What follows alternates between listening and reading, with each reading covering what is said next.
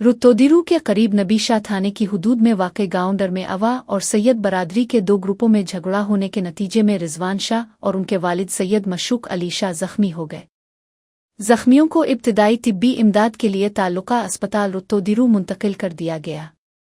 जख्मी रिजवान शाह, जो SRSO community cluster school गाँव डर में हेड मास्टर हैं, ने मीडिया से गुफ्तगू करते हुए बताया कि वो सुबह अपनी ड्यूटी पर जा रहे थे कि 4 डंडा बरदार अफराद ने उनका रास्ता रोक लिया।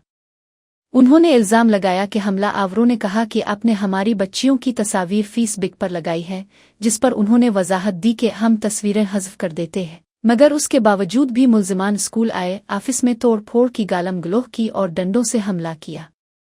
झगड़े में रिजवान शाह और उनके वालिद सैयद मशूक अली शाह दोनों जख्मी हो गए। जख्मी रिजवान शाह ने वाक़ये की इत्तला नबीशा थाने में दी है और NC नानी फरियाद दर्ज करा दी है। उन्होंने आला हुक्काम से मुतालबा किया है कि वाक़ये का नोटिस लेकर मुलव्वस मुल्ज़िमान को फौरी तौर पर गिरफ्तार किया जाए और उन्हें इंसाफ फराहम किया जाए।